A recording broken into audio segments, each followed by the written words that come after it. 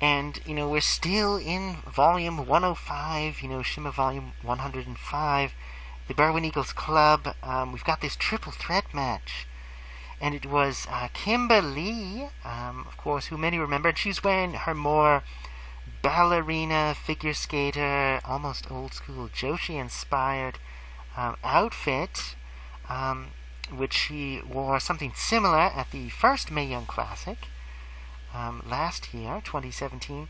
And it looked like she gained the weight back that she lost. I think I commented at one point, I thought, well, she lost a bunch of weight and she looked odd to me. I mean, she didn't look unhealthy at either way, but, she was just much more plump, rounded, and then all of a sudden she was skinny, and now she's kind of back to her old self. But whatever works. She's a competent wrestler, good character. She wasn't healing it up with, Cherry Bomb like she was back in the day when she was the tag team wrestler there. But she was there, and then there was, of course, Shazza McKenzie with her pink kind of dress and with a little heart on the front. And I couldn't tell. She looked a little slimmer. And some people get really offended when you comment on a female celebrity's body looks. But this is wrestling. If John Cena gains 100 pounds, we're going to say something. If, Roman Reigns, poor Roman Reigns. I'm not a fan, but I heard that, his cancer came back. So, I wish him the best. But, that happens. I heard someone said, Nicole Matthews, she suffers from depression, and maybe that's why she wasn't there. They're real human beings at the end of the day. And, wrestling, it can be dangerous, not just because of the stunts, but, the extreme diets, maybe performance-enhancing drugs. People do all kinds of things to make their body look a certain way. So, I just hope people are healthy, that's all. And I'm just commenting how they look. They look fine, but they look different. So, there you go. So, and then the third wrestler in the triple threat, besides Shazza McKenzie and Kimberly, was Indy Hartwell. And Indy, we called the dog Indiana. You were always known as Junior.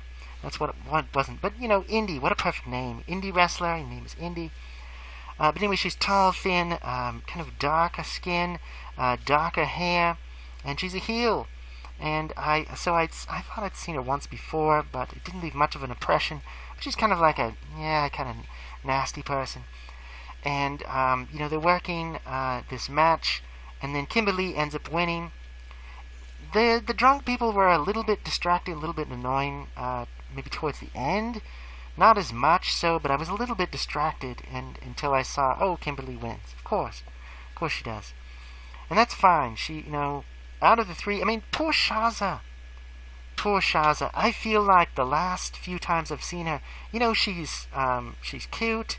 She is competent as a wrestler. She doesn't fall down when she runs to the ring anymore, for good or for ill. But it's always dead when she comes out, except for that one time where the crowd was so loud you couldn't hear anything else, and they were just going crazy. And I don't know what that magic was, but it hasn't come back. So poor Shazza, she's not the Heart of Shimmer champion anymore. There's nothing wrong with it. I just don't know what it is. Why does the crowd die when she comes out? I don't know. So I didn't want to see her destroyed because of that, but it's just, I don't know. She just doesn't draw for some reason anymore, at least with this crowd. I don't know why. So I think she was a lot more popular when she and Veda Scott were tag team together. So I don't know, maybe her character needs to change, or, maybe she just keep doing what she does, and who cares what the fans think. But anyway, yeah, so kind of felt bad for her. Then we had the next match, is Heart of Shimmer Championship match. Now, I think I may have criticized this before, maybe veiled criticism, of saying, well, why are they having a secondary title in Shimmer? There's less than 40 wrestlers at each taping.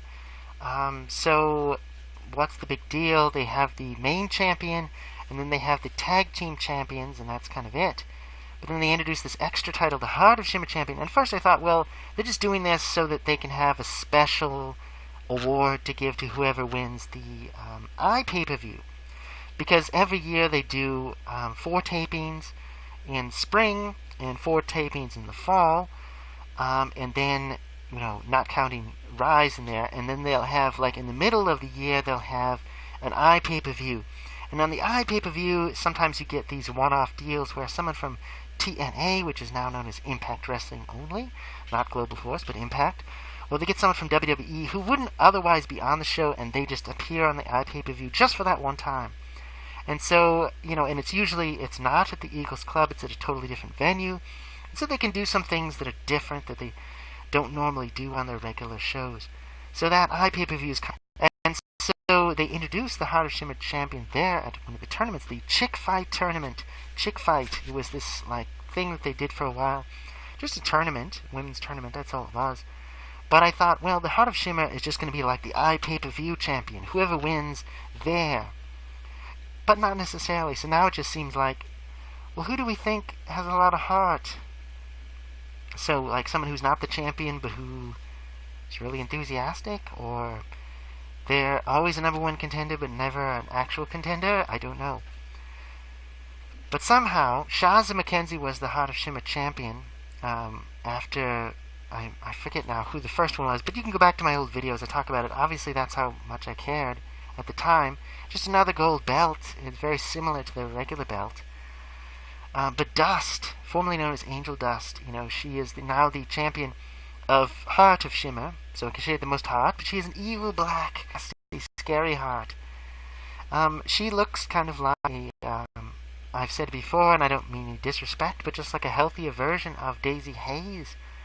She's shorter, more slender, but still somewhat muscular, long, straight blonde hair. And of course, Daisy Hayes was evil for a while, but, Angel Dust is not a hippie, not a flower child. She's evil and dark. She kind of just looks like a skater, or I don't know what she looks like, just a regular, person just hanging out. But she hangs out with Rosemary. Yes, Rosemary. Like Rosemary Decay from TNA Impact. For the longest time, Courtney Rush was face, and then she started to kind of go crazy, and she became a heel. And she still called herself Courtney Rush, but I should have known because she was giving out autographs that say Courtney's not here anymore. She started, painting her face and acting crazy and acting kind of talking to herself and kind of screaming and daring people to hurt her and just acting weird. And of course in TNA Impact, she wore skull makeup and she hung out with Abyss and Crazy Steve, and she acted kind of like a more goth version of Daphne, when Daphne was doing her zombie heart gimmick, where she was just kind of this grimacing, screaming, kind of nutty, hardcore wrestler who, you didn't want to get too close to because she might bite your face off. So, like her, but she was never known as Rosemary until recently. So now I guess it's come full circle. Rosemary is the crazy version of Courtney Rush, and she just is that character now. Kind of like Jeff Hardy, he became Willow the Wisp, Willow. But anyway. So, I like her, but she was just a valet. She was portrayed as she would put her hand on the forehead of Dust, like she was channeling evil power into her. And they would always play Marilyn Manson music when they came out, about just despair and being left behind. And, there was a fog, a smoke machine. So, they definitely play up the villain part of it. And Dust, even though she's small, I think at one point she yelled at a fan, I'll kill you! So it's well, a little bit violent there. So even though she's small, she's a threat. And I guess that's kind of how they did it with Daisy Hayes. Even though she was so small, so thin, it looked like she would just break in half. But she was still fast, and she could throw people around and do stuff. So I don't know. It's wrestling. It's whatever. You get wrestlers that look like they couldn't do much, but they just have some kind of air about them that they're so fired up they can just do anything. And I suppose with Dust, it's almost like a supernatural kind of... She's so evil, she just has strength beyond what a normal person would have. But whatever. I don't mind her at all, but somehow she is the champion, and she was against Ashley Lane. And again, they don't call her Madison Rayne. That was her name in TNA. You know, Ashley Lane was a tag team champion back in the day. She was always a face in Shimmer. She was almost always a heel in TNA. And they called her Ashley Rain in Mae Young Classic, but she was Ashley Lane here. So who knows with the names? You never know. People were trying to heckle Dust a lot during this match, and Ashley Lane, she tried hard. She's another one of these wrestlers where I feel like, she gives it her all, and yet the crowd just doesn't really appreciate her a lot of the time. They're just kind of silent. So I don't know what that's about. It's not like they can say they hate her, because she's always been good in Shimmer. She's never been bad. And certainly, she looks good. She does what she does. But, the way it's been going with Rosemary is, she's the valet for the much smaller Dust, and she'll hang out around the outside, and she'll cheat. She'll do all the cheater valet stuff, choking Ashley Lane and tripping her, causing her to fall, and then pretending like nothing's going on. Throw the belt in at the last minute when the referee's distracted, and then Dust will use it to clobber, Ashley Lane. So it wasn't surprising. And Rosemary, she had just her mouth was kind of like painted to look like a skull, skeleton mouth, and then she had like a Red Riding Hood kind of cape on. But you assumed that Dust was going to win, and she did, of course, through interference, of course. And I'd say Dust, she looked a little more tan, a little more muscular, but she is what she is. And it was kind of a good matchup because Ashley Lane, she's kind of more slight, more small. She has a large head, big bunch of hair, but she's kind of slight, petite, and Dust small. So the two of them, it looked like a believable pairing. Then we had the number one contenders match for the Shimmer Championship. And this was Viper. And of course, Viper, people remember her. Nixon Newell, I think was her name. Or was that? I don't know. But she's known as Viper. And she is from Scotland, just like Kaylee Ray, who also happened to be her opponent. And of course, people remember Viper from the Mae Young Classic. Of course, Kaylee Ray also, the hardcore daredevil. Much more familiar with Kaylee Ray with her long red hair. Slender, she does a lot of high-flying stuff. Doesn't talk a lot, just kind of lets her actions speak for themselves. And then Viper, very big, large size. I'm not sure, exactly proportionally is she as big as, Amazing Kong, but she's pretty big. And she wore black. Fans loved her. She's very glamorous. And they called her the Megaton Barbie. Very confident, and her moves, honestly, she did a lot of very, flying around, doing a lot of like moves where she would slam her entire body into her opponent, whether it's on the mat or in the corner.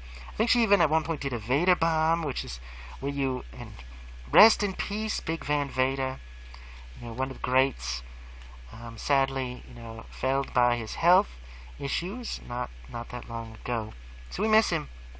But Viper did the Vader bomb, perhaps in his honor, bouncing off the second ropes and just slamming down on her, sitting on her opponent. And of course, Kaylee Ray isn't that big, so it looks like, ooh, she crushed her. And yet somehow she kicks out and gets up because she's a hardcore daredevil. So I enjoyed this match. I think Viper was very over with the crowd, probably not just because she was on WWE, but she was very confident, and she used her large size, her bulk, to present herself as a reasonable, very good. So they were both faces. They were portrayed as friends, and it was kind of goofy at first, but they definitely pulled off an excellent match. So I would say this is the first match that I was really like, yeah, this is good. And see, I was right about Shimmer being good at this point in the evening. So, the end of Volume 105 and the beginning of Volume 106, I'd say Volume 106 was a little bit better, a little bit smoother beginning. Some of the smarks had left, actually all of them I would say, all the ones I could hear, but you still have the drunk people trying to kind of ruin the matches, so that was kind of bad. But you started off, you had Casey Spinelli against Holidead. Holidead I'd mentioned before, with her Jeff Hardy-esque makeup. And she had those tongue rings, so she was like licking, like her tongue like out. And she was kind of like crawling around on the mat, kind of like creeping around like a snake. It was just very unique, I hadn't seen that sort of thing in a while, but she was like making her voice deeper, and talking about how she's going to have a good time and do all this stuff. And then Casey Spinelli, people made fun of her for being so self-promoting, but it's like she's a wrestler, that's what they do. She comes out and she's like, yeah, and she's like, 2 scoops, that's me. And people were like, 2 scoops? And I don't know what that is. Is that a political joke? Is it just they like ice cream? Is it something dirty? Who knows? But whatever. Holiday, she played with that the whole match. She was like, I want those 2 scoops. Give me those 2 scoops. And she kept beating her down and, smacking her around and just, it's like, oh, I'm going to get all those 2 scoops. just totally, it's like you work with what you got. So I think they did fine there. That was a good match. I was pumped. I was excited. If I had just walked in and seen this, I would have thought, this is a great show. Start off with a bang. So 106 is going to start off well, I think. Compared to 105, kind of took a little while to get its bearings, and, there were less distractions. So, yeah, I think, Holiday mocking her was just hilarious. And then Veda Scott comes out on the microphone, and she's like complaining, like, I'm not even featured on this volume, and blah, blah, blah. And you thought, oh, this is the distraction. Holiday is going to, pin Spinelli, and it's going to be over. But it didn't quite work. The distraction didn't quite work. She wasn't able to sabotage her. Casey Spinelli did get the win. And, I like Casey Spinelli, so whatever. But, it was interesting to see Holiday and what she... I saw Holiday at the autographs table. It's like before she even wrestled, and it was like, well, I don't know who you are, but you look really cool, so I hope you do well. Let's get an autograph. And she turned out to be great. She was fine. So, best to her. I hope she does more. Hope we get to see her more. So, next we have the Shimmer Tag Team title and for the #1 contendership. It's like, all comes with the stuff. So, the Blue Nation. Hooray! The lovable heels. Defeat the Killer Death Machines. Spoiler! So, Jessica Havoc and Nevaeh. Now, Nevaeh, I don't know what the 4 is, but, I've always, I think, initially I didn't care for her, but every time I see her, I appreciate her more and more. And I miss that there weren't these little girls, cheering, wholeheartedly for her this time. But she was fine. This match, the Killer Death Machines, I thought, well, who's the other Killer Death Machine? Because Nevaeh isn't that big, but Havoc is huge. She's gigantic, and, she had a gas mask and her dark hair and a black lipstick, but she doesn't look that intimidating anymore. She doesn't quite come out to the, evil, she isn't just this monster full of rage. She's just kind of like a punk.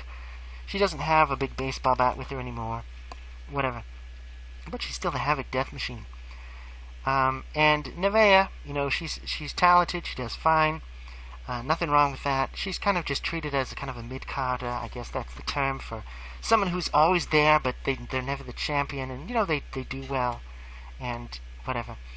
But they did the old shtick where they kept Havoc back, and they kept doing the distraction, and, hey, ref, look, she's trying to do this, and, they punch her when no one's looking, and she gets mad and tries to get in the ring, the referee stops her, and meanwhile, they're just beating on Nevaeh, they're just, just beating her up, and she just can't get a break, and just trying to tag, Jessica Havoc in, and she can't get her, and they're like, and then everyone's so angry, they're, come on, get her in there, come on, and then you finally get her in there, like, yes, finally, and then she can just, and she's just taking them out, and of course, Charlie Evans is small, and Jessica Troy is even smaller, a little bit taller, but slender, and the two of them just look like a couple of kids, compared to Jessica Havoc, just manhandling them, woman-handling them, just, whatever. But still, even with all that, the heels win with their trickery, with their sabotage, with their double-teaming efforts. And good for them. I'm glad they won. Nothing against the other two. I love the other two, but these two are definitely going places, and I hope that they continue to push them because they're doing fine. And you know, they've had foreign tag team champions before. I mean, you know, Tomoka Nakagawa and Kelly Skater. You know, they weren't Americans, and they were a tag team, and they were beloved, you know, for quite some time. Of course, it would be interesting if the two of them became tag team champs and then they turned them faces. I don't know. I like them as heels. I like them as snarky, you know, people who interact with the crowd. They could almost be a new, you know, Canadian Ninjas. Of course, the Canadian Ninjas were completely unique, and so are they, but whatever. Nevaeh wore red. I don't know why I go on about the outfits, but, you know, some shows I've seen, the outfits are just bad. I think during one of the dark matches, one of the women, like, she kept getting a wedgie in her pants, and it was just kind of like, eh. And on this show, there was one woman, I'll get to that later, her costume was kind of falling apart. It was kind of embarrassing. But for the most part, on most shows, whoever puts the costumes together just does a great job. You know, the colorful, practical, helps the character. You know, sometimes it has helpfully the name of the wrestler, so you don't forget, don't get confused. You know, and it's fine. It just looks professional. But one or two shows have just been kind of like they get new outfits and they just look kind of dumb, kind of boring, or it just doesn't really fit. You know, it just kind of looks stupid. But whatever. So Shimmer is good like that. Usually they have, you know, the look of the wrestlers is pretty good. Even the generic-looking wrestlers have, you know, decent look. Because, you know, it is part of the character. Because unlike a lot of male wrestlers, they're not just wearing a pair of tights and a pair of shoes. They've got more on, so, you know, it all contributes to the character. So that's why I bother commenting.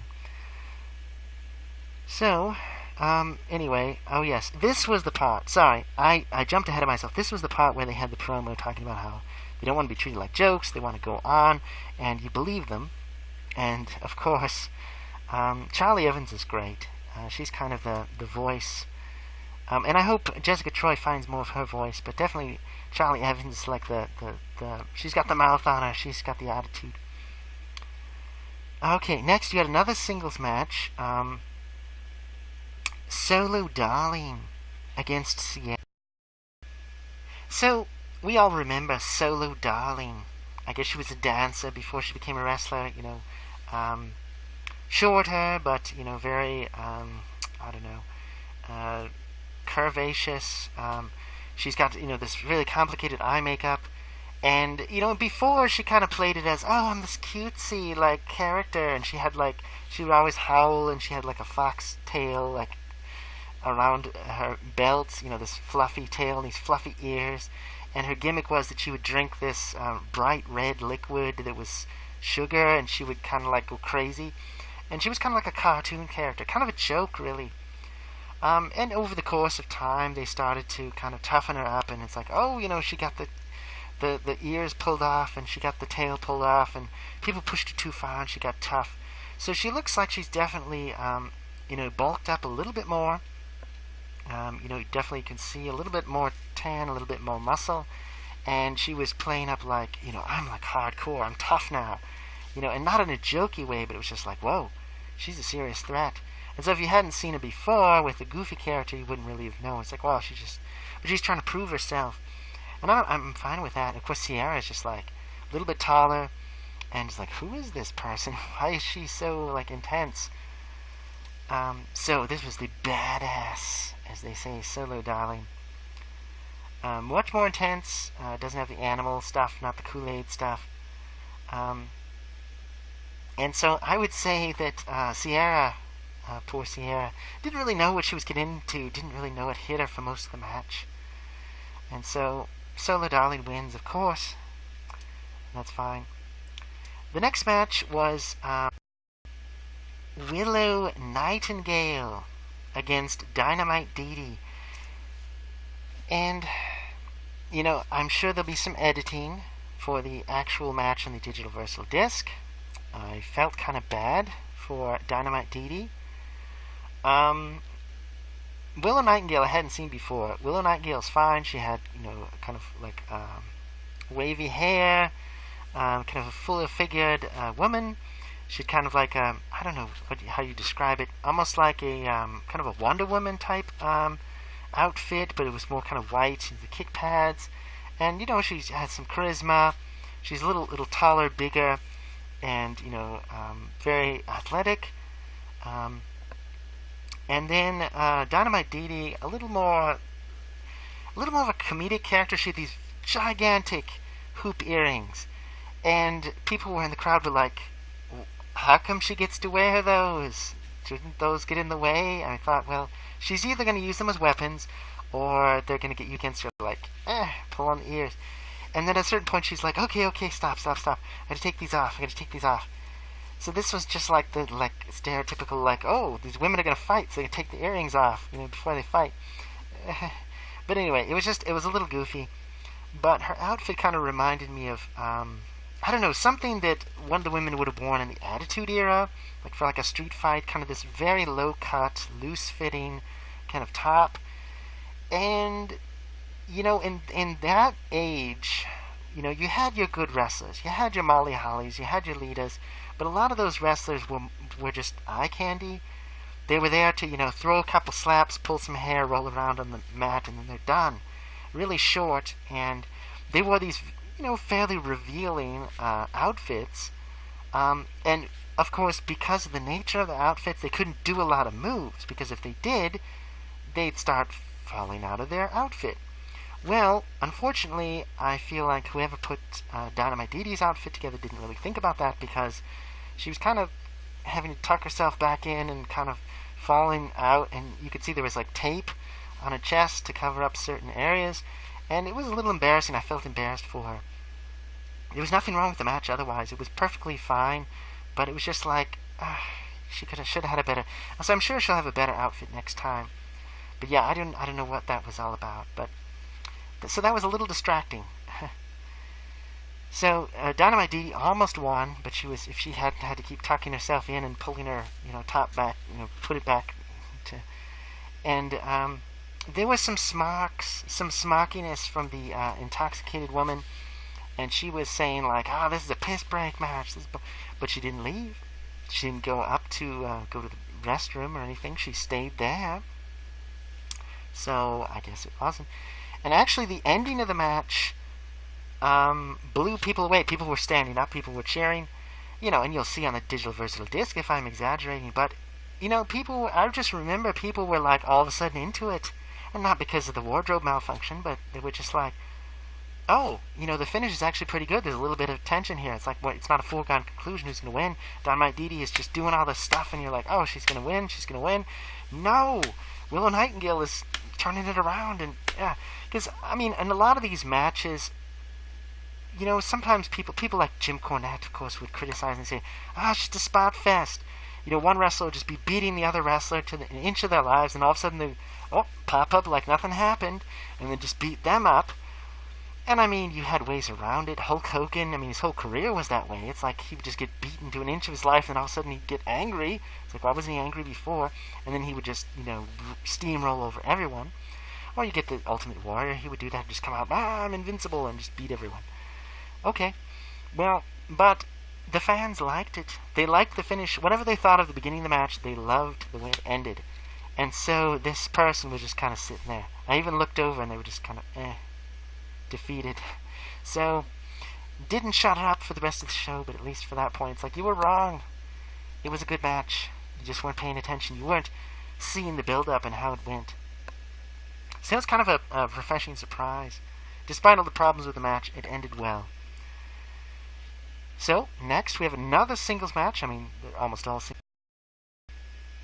And that is Lufisto against Shazza McKenzie. And you can tell how excited I am, to be reviewing Shimmer, and how grateful I am that someone like Lufisto is still there and still knocking it out. Because Lufisto, for so long, she was this hardcore anime, she was this goofy comedy character that we loved. She was always cheating, but she was still, likable and everything. And then she turned bad, and it was kind of like, it's kind of an awkward transition into a heel, and she's tough, and she's trying really hard to be. It was kind of like Mercedes when she first became a heel. It was like, how much of a heel is she really? Because she was kind of kind of tweener before anyway. I mean, even when she was a face, she was like, ooh, I like hurting people, and, you know, sometimes you'll take shortcuts, and it's like, eh, how much of a change is it really? I mean, when Melissa became a face, it's like, well, she's still doing heel moves. Well, Lufisto, I think, has grown into it. She's now the Wounded Owl, not the Wounded Owl Ronin, and she is believable. You know, she's a badass, as they say. She's tough, she's mean, and she has her moves, and she doesn't care if the fans are dying for Shazza McKenzie, because unfortunately, again, poor Shazza, the crowd just didn't get behind her like they should have for, you know, face versus heel. Lufisto's like, fine, whatever, just destroy you anyway. And I mean, she, you know, did the thing where, you know, the heel's like, well, I guess you just don't care that I'm just destroying this person that you thought you was good. And people are like, no, we care, boo, you know, whatever.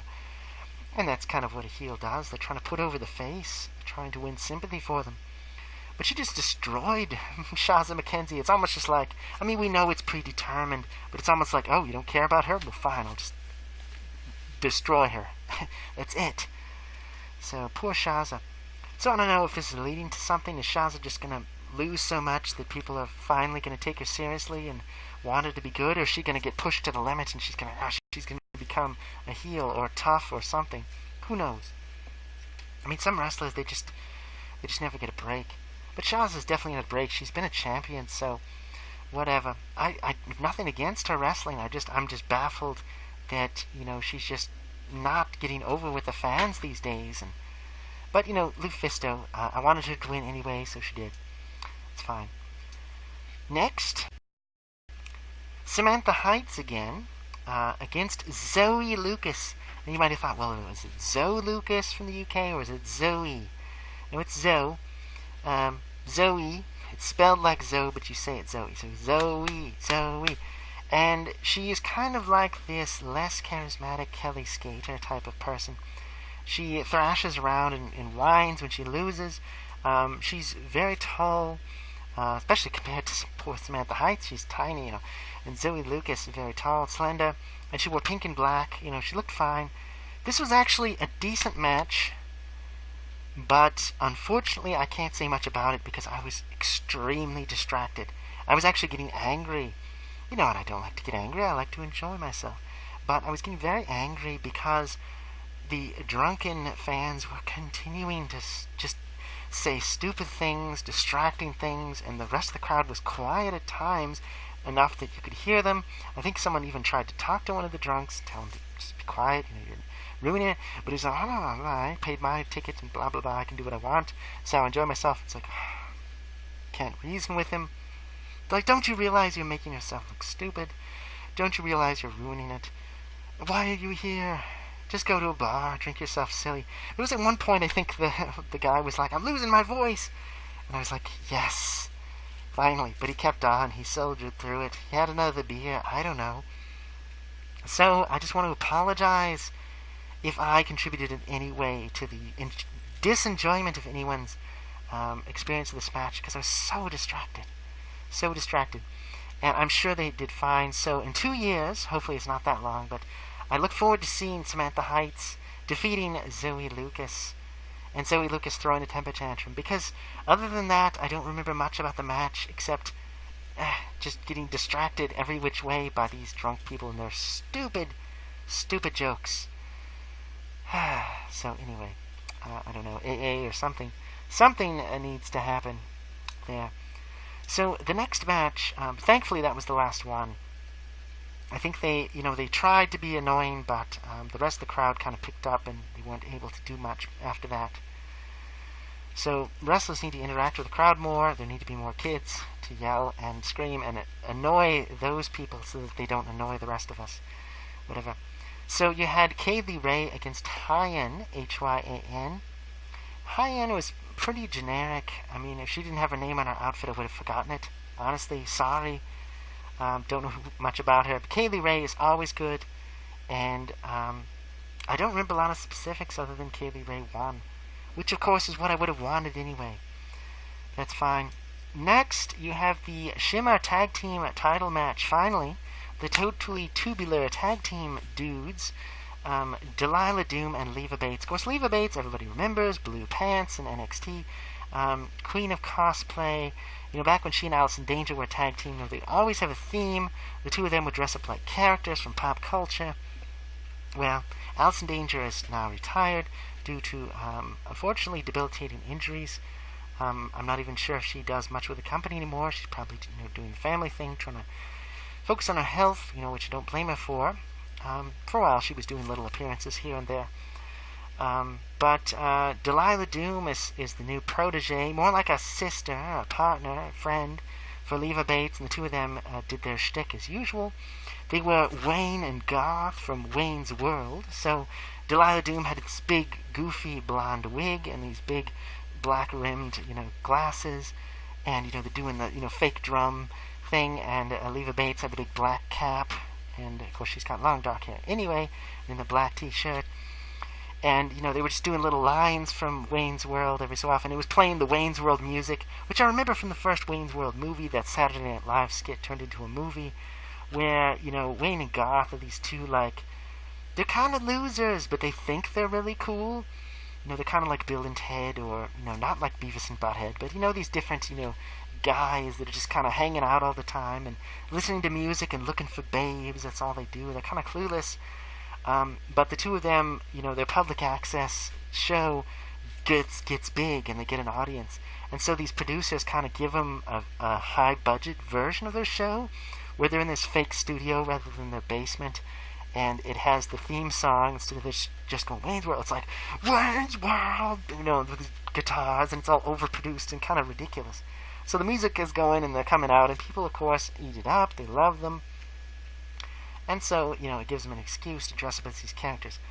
But now their opponents, Cheerleader Melissa and Mercedes Martinez, don't take it too seriously, and they kind of consider this kind of insulting. These two small wrestlers with their goofy costumes, and they kind of just beat them down. And, they take away the wig, and they beat, them with it, and, knock the hat off, and whatever. I want to say somebody in the crowd got their hat knocked off, but I can't remember now who did it. Anyway, little details like that you probably won't see on the digital versal disc, but that's old school stuff. But anyway, so the heels, understandably, beat them down, but it was ruled a no contest. There was, I'm trying to think now, it was interference. You had Jessica Havoc and Nevaeh jumping in, and actually they were jumping in response to Charlie Evans, Jessica Troy trying to interfere. So it was just this big brawl in the ring and outside the ring. It's like, great, obviously they're setting it up for future things. So anyway, but it was ruled a no contest. So that's fine. Normally that kind of annoys us. Like, come on, get on with it. But obviously setting up for something good. So whatever they did on Sunday, I'm sure, at least in concept, it was great. Hopefully it really was great. Okay, so we're finally getting to the end of this, of my review of Shimmer Volume 106. After 105, live experience from Shimmer, Berwyn Eagles Club, Chicagoland area of Illinois, USA, Planet Earth. So we have the Heart of Shimmer title match, Dust with Rosemary, against Rachel Evers, or Rachel Ellering. And the whole big thing was, it's like, Rachel is like, well, I respect you and all this stuff, but, if you're really the champion, really the fighting champion, why don't we get Rosemary out of here? Just you and me. I thought, okay, we like Rosemary, we like her cheating, but it's just like, well, logically, get out of here and see if you can still win. And it was a pretty good match. I think this was where the I'll kill you line comes from the heckler. It's like, whoa. But the thing is, after Rosemary's out of there, Dust gets a clean win.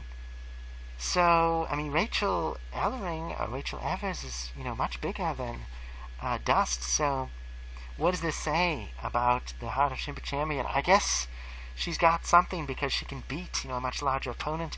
She's a heel and she doesn't need help. So, it was a big win for her. Not a big win for Rachel Evers, or Ellering. But that's okay. I enjoyed this match. I like seeing the shtick, the shenanigans that goes on, and the fact that Rosemary didn't wrestle. I don't know if it was because of injury still or what. But one way or another, she participated, but just not that much here. So good match, enjoyable. I think the crowd appreciated it. And then finally we come to the Shimmer title match. Nicole Savoy, makeup perfect, hair perfect, at least at the start of the match, once again, against Viper. And of course, I think this was a good match. The Smarks finally shut up, and the Drunks finally shut up long enough to enjoy the match. It's like, oh, please, don't try to ruin the main event for me, too. And they were not able to, which was good. And so you had, Viper, using her body for all these moves, incredible threat. Nicole Savoy, obviously skilled, talented face, so she wasn't overly arrogant and mouthy, which I kind of miss. I kind of miss that aspect of her character. It's kind of how she started out. She was very, posturing and all this, but she could back it up. Now she's just kind of like, oh, I'm just this good-hearted champion, doing what I do. Whatever. But then Lufisto came out and just started beating her down, at the end of the match. Because you thought, oh, it's this honorable win for Nicole Savoy, but then Lufisto was just like, I hate you, and I'm beating her down. And then Viper's coming in like, wait, what are you doing? Trying to protect her. And then, and of course, Lufisto's wearing, the Freddy Krueger shirt, the red and gray, striped sweater type shirt. Tries to intervene. And I think some other, I'm trying to remember now, did other people come out? I want to say some other people came out. I think, was it finally the referees were like, wait, and they came out for the no contest earlier. But a lot of times, they're ringing the bell, ding, ding, ding, ding, ding, and they're trying to break it up. But other times, it's like something happens, and it's like, well, where was security? They just don't exist. What were the other wrestlers doing? They were watching football. They didn't have time to, stop their friend from getting beat up because of cheating. So that was the end. And I didn't go to the Sunday show. I just kind of went right home. Actually, I did get some autographs. Leva Bates, she's a huge line for her, and she was just taking her time, taking her sweet time. But she was just she cared. She was just personalized. She had a huge portfolio of all of her costume appearances, many I'd never seen before. And so it takes like so long to find, oh, I want that picture.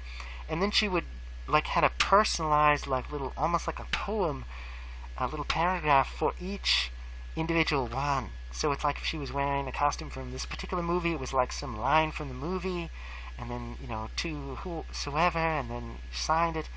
And the pen she was using wasn't really drying very well, and people were just patiently waiting.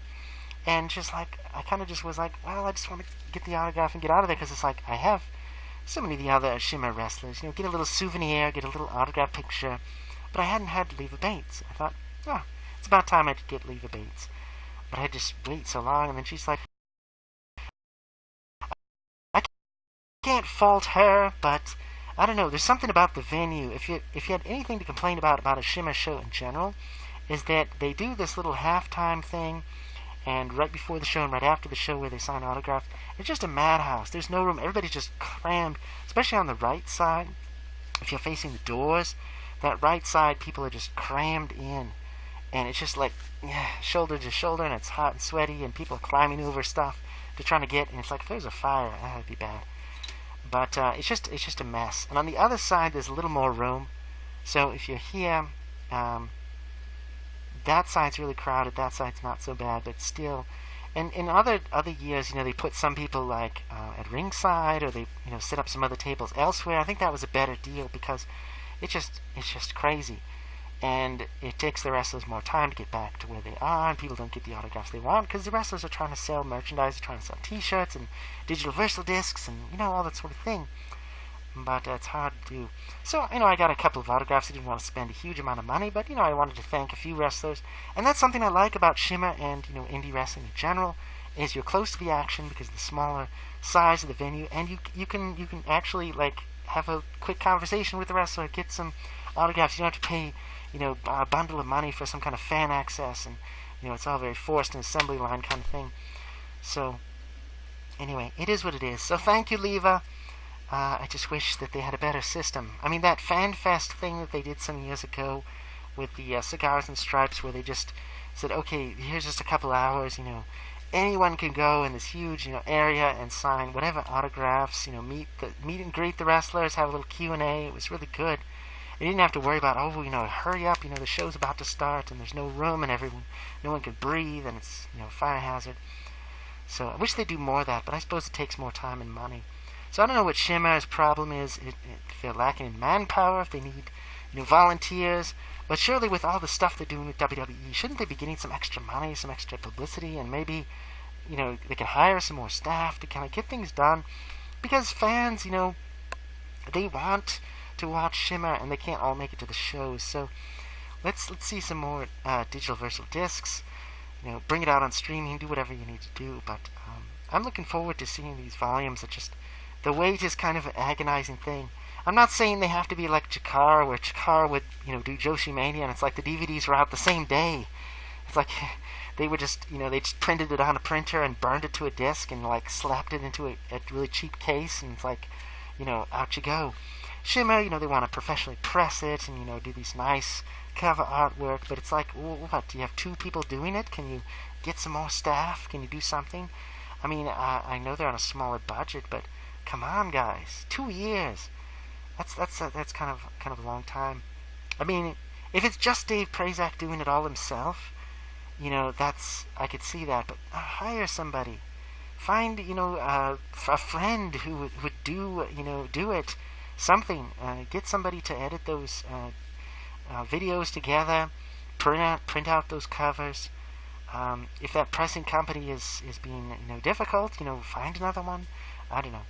I can't tell the man how to run his business, but I think it wasn't just the drunk person that was saying all this at the show. There's many other fans that feel this way. And, if I could afford to travel and take the time off to see, every weekend of Shimmer and the, ones in between, it's like, okay, whatever. But that's only 250 people. Most of your fans, Shimmer, are out there, and they're waiting patiently for these volumes to come out. So, anyway, those are my thoughts. Shimmer Volume 105, pretty good show. 106, even better. Shimmer has done better. I always compare it to the gold standard. 41, 42, 43, 44. Best ever. They had way too many wrestlers packed into a short space of time. I miss the Joshi. I would just say I wish the wrestlers would interact more with the crowd. I wish they'd do more to kind of like cut down on these few fans that misbehave and try to ruin it for everyone else. I don't know. If they need more plants of shills, kind of keep the crowd going, start these chants. I mean, because people wanted to chant, people wanted to clap. You could see the slightest excuse, and then they'd start going and rah, rah, rah, and the chanting. People bring signs, bring streamers, do something to Because if you're bored by Shimmer, don't go. I don't want you to be miserable. I want you to enjoy yourself. But the fans are a big part of the experience, and the wrestlers, I think, the more they interact with the fans, the better the overall experience for everyone. And then you're going to see that on the digital virtual disc and go, wow, this looks like a fun show. I wish I could have been there. So, to the people that missed out, maybe they didn't go, there were some things that, you would have missed. You would have missed seeing any Japanese wrestlers this time. You would have been annoyed by some of the people in the crowd. But overall, I hope no lights fell down on anyone. But we'll see. We'll see. So, end of another long video. Hadn't done it in a while. I hope to finish up the Mae Young Classic and Evolution. I'm not sure when. It'll probably be late and out of date, as WJ would say. Where is that guy anyway? I think he disappeared from YouTube. I hope he's doing okay. I'm sure he'll be back in a few months. Hopefully, as usual. But anyway, take care. Bye.